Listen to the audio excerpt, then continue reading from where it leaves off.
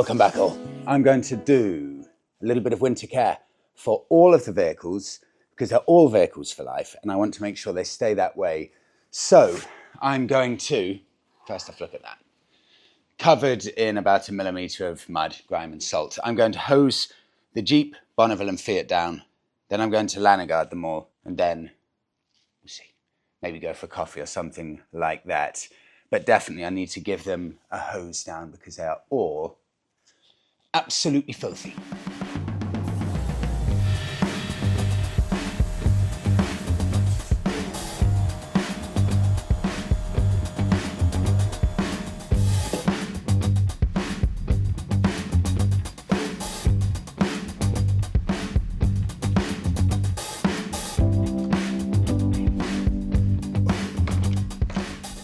There are quite a few people that say, don't jet wash a bike. But for me, I think you don't need to cosset them and wrap them up in cotton wool too much. They're machines to be used throughout the year if you want to. And a bit of jet washing does no harm at all, in my personal opinion.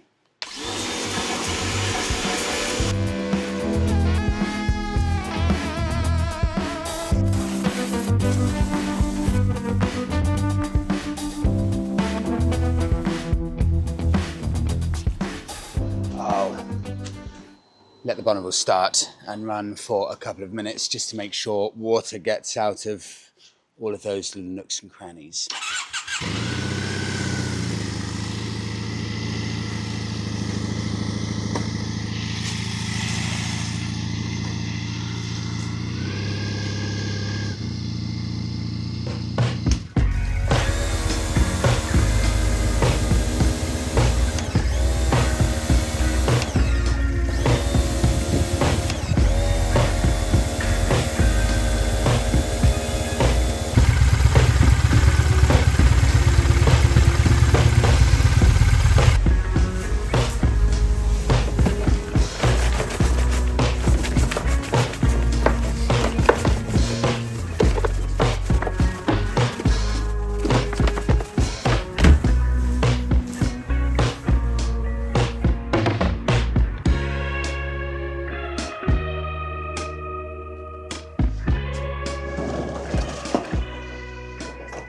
Morning all. Following day. The sun's come out, so it's perfect opportunity. I'm going to get the rust proofing, the LANOGUARDing done on the Jeep and the Bonneville. They'll have dried out just enough for that to happen. And it means that I can't use them for about 24 hours after while it all settles. Let me quickly show you this. I've been highly impressed with how LANOGUARD has held up. I've done it twice now on the Jeep and I'm highly impressed by this. The underside just looks absolutely brilliant all the way along there. And on this side, that's fantastic. That is incredible. The Jeep was visibly rusty when I bought it on the chassis, and now having done 2 LANOGUARD applications, I'm so happy with it. So for the day, I've got 2 of the LANOGUARD rust protections. That will be for the Jeep and also for the Bonneville. LANOGUARD now have 2 brand new products for actually washing the top of your car. I'll show you those in a second once I get onto that. But first of all, rust protection. So I've got this tube that goes in there and the spray applicator. I'm a complete believer that there's no reason why vehicles shouldn't last a lifetime. Like, vehicles don't have to have a lifespan. You just have to make sure you look after them. And the single best way to do it is simply make sure they don't rust. And LANOGUARD makes sure that your vehicle doesn't rust. So long as you do this, for example, once a year, your vehicle won't rust. So you can keep it in tip-top condition pretty much forever. I do it once a year. In fact, I've been doing it a bit more because we've done such huge mileage. But I think from now on I'll do it once a year. And you can just top up the LANOGUARD. You don't need to pre-prepare it or anything like that. You just spray once a year onto the old coating of LANOGUARD and it builds up the protection year after year. So literally just spray everywhere. And is it pathetic? It's one of the most rewarding things that I do to a vehicle. Just knowing that I'm protecting it. And it will be as good as gold forever.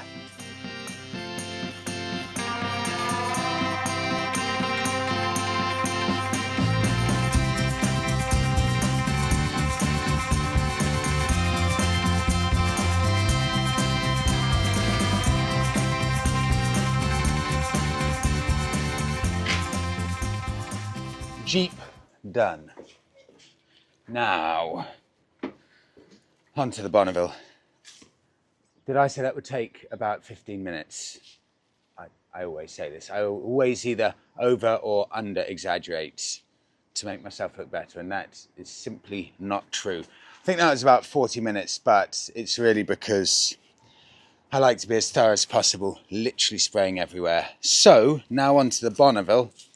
Then leave these two for 24 hours and done. Protected for the winter and beyond.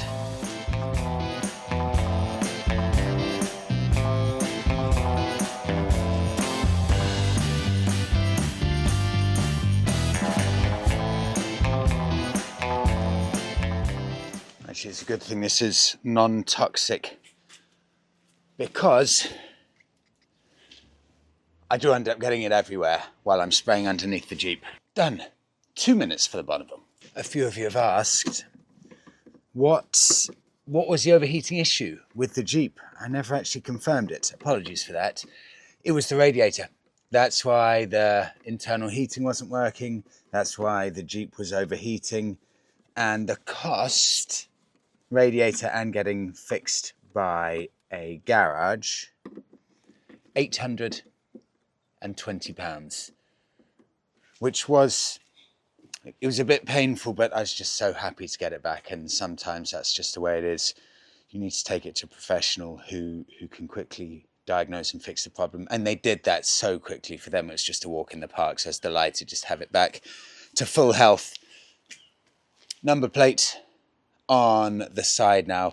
It just looks so much better and more purposeful. Relocated up American spec, as opposed to where it was down here in front of that hitch mount there. I've also wired in the number plate light. I just need to wire in the fog lights, because in the UK you have to have one fog light as a legal requirement, whereas in the US you don't. So I'm going to today order a US spec bumper, because this looks messy now with all of the holes, but there are now no electronics hooked into the bumper, so no fog lamp left and right, and no number plate light. Everything is raised up. It's going to be much more simple, much more purposeful, and importantly, much more useful. But for now, until that bumper comes, it will have to come from the US, so I may go to gp.com. For now, it's just going to look like this.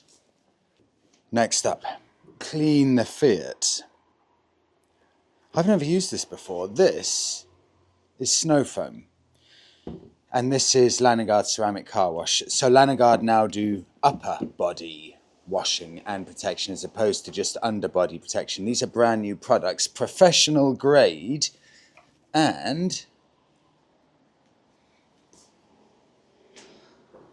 what I need to do, fill this with water. It's got already that little bit of LANOGUARD in, clip it to that, spray it over,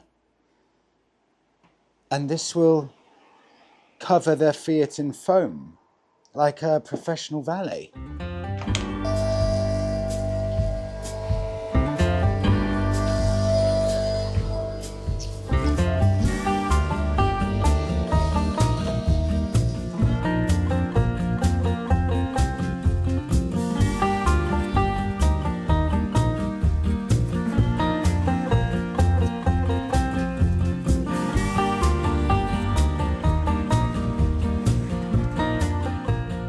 this new LANOGUARD stuff, the overbody care, the foam wash, and also the ceramic racks. Highly, highly impressive. Genuinely, this will be my go-to car cleaning stuff now.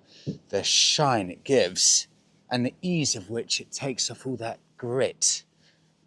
Highly impressive. Fiat's on 234,000 miles, by the way. I remember I used to say one of the highest mileage Fiat 500s, 230 plus thousand miles. But actually, these are such rugged, tough little workhorses. I often like going into the forums to see how many miles people get out of these. Plenty of people get 250,000 miles out of their little Fiat 500s. And I know of a handful of people happily driving around still, a few in the United States, with over 300,000 miles on their Fiat 500s with no issues at all. So, unfortunately, I'll have to shut up that this is a high mileage one. 234,000 miles though, not bad. I just got back from lunch and picked up this, the latest edition of MCN. Love this publication, and I use this on a weekly basis for all of my podcast content. MCN got in touch about 2 months ago to ask if they could have a copy of our book, The Lost Biker Stories, so they could review it. I, of course, was over the moon to hear from MCN, sent them a copy over, and in this edition, on the tried and tested page, I cannot believe it, I'm over the moon, they've included a review, bottom corner here, of The Lost Biker Stories. And even better than that, got 5 out of 5 stars. Can't tell you how proud I am to see our book in the edition of MCN. Just over the moon with that. And really, this is thanks to everyone who contributed and shared a story. Your stories have got a 5 out of 5 star rating from MCN. It's made all of our week. Thank you so much, MCN, for reviewing that. Right, what I'm going to do now, every time I do any work, it looks like a bomb has gone off anywhere that I work. The garage looks appalling, so I'm going to go clean out the garage, tidy everything up now. All of the rust proofing is done. And I think what I'll do, I'll take you with me tomorrow morning to go on a little ride, grab a coffee, and just stretch the Bonneville's legs a bit. So I'll catch back up with all of you tomorrow morning. Good morning again, all. I think this is the 3rd day of this video. I am going to head off into the countryside on a little ride. I don't know where yet, but I do know that I need to put on my clear visor, because that is awful. That completely 100% smoke visor, the second the sun starts to set. So, it's been perfect for Morocco, etc., but now I need this on.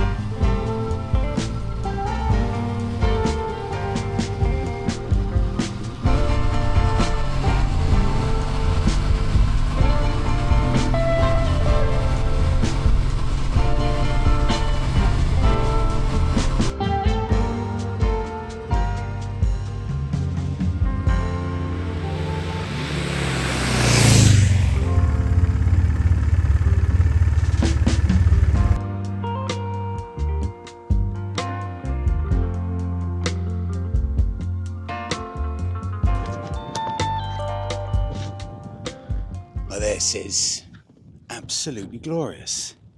It's got to be about 8 degrees or so. And I've got so lucky with the weather. It said on Apple Maps or Apple Weather it's going to be raining today, but then I looked a bit closer and actually the rain only comes at about 6 p.m. and it would have been dark long since then. So I've lucked out massively. You always tell me, all of you, that there's no such thing as the wrong weather, just the wrong gear. And since I've got this gold top Submariner jumper, it's just transformed colder rides. Also under this I've got my Uniqlo thermal leggings and also gold top thermal layer under this. So I've got gold top thermal layer, gold top Submariner jumper, and then just my simple old leather jacket, which is the second jacket I ever bought after I've been riding for about 6 months. And I was watching The Wild One with Marlon Brando, and he was wearing a jacket like this, and I was watching the film, old black and white film, and I thought, that is the coolest looking jacket I've ever seen. So I went to J&S Accessories, which is this motorbike clothing store. Very simple. You know, it's not that they do really high-end premium stuff mainly, it's good affordable stuff. And I found this Frank Thomas jacket, and I bought it, and my God, I was so proud wearing this. I had like an £800 bike, wearing this £160 jacket, just over the moon with pride. And now, 15 years on since I passed my test, I love it. I'm saying that, I almost can't believe I've had it 15 years. It's absolutely crazy. Right, I'm going to go to Orford, which is 45 minutes away from Ipswich. Beautiful little village, tiny town with a nice coffee shop, and it's just pure, lovely, old English vibes.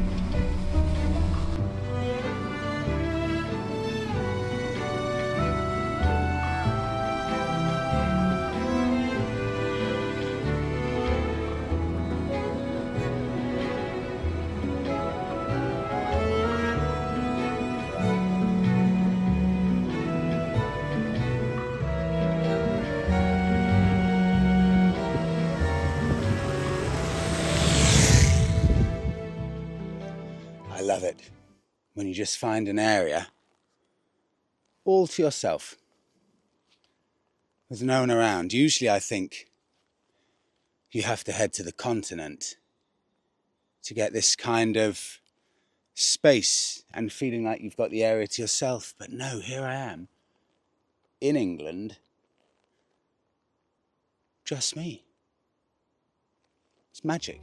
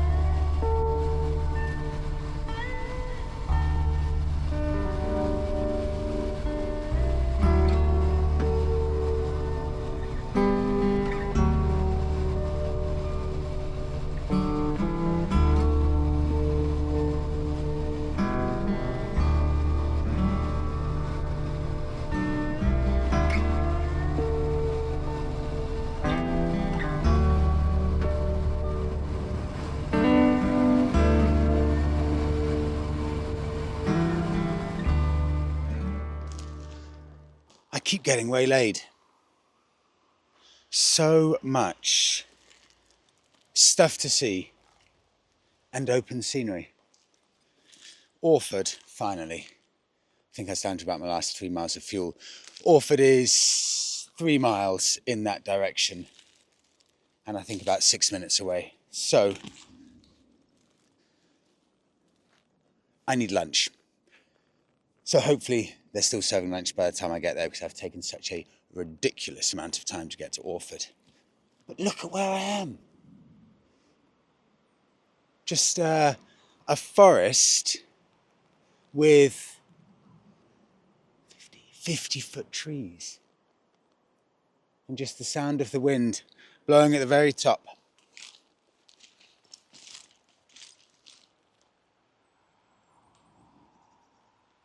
Actually, there are nesting birds here as well, on the ground. So I need to be careful. I'll do a 360 here, just so you can see this wood.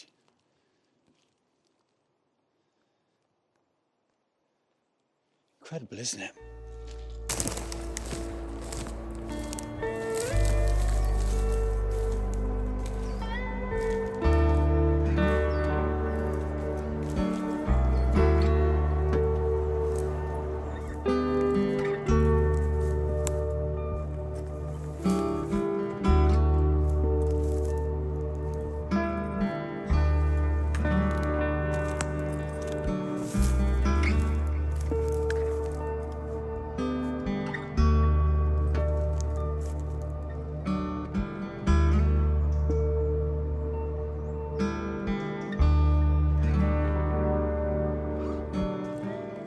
See that?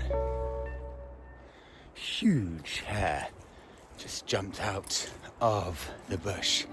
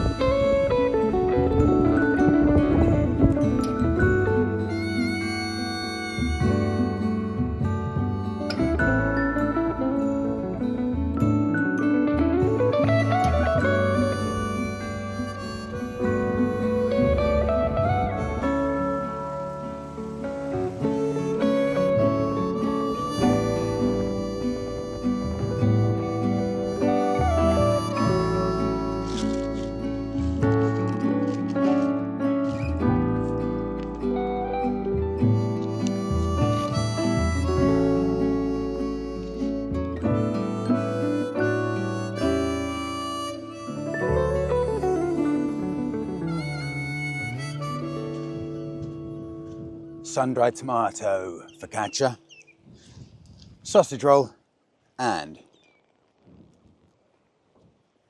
latte. That is George's 25th birthday. Extremely nice gentleman who was making me a coffee at the Pump Street Cafe.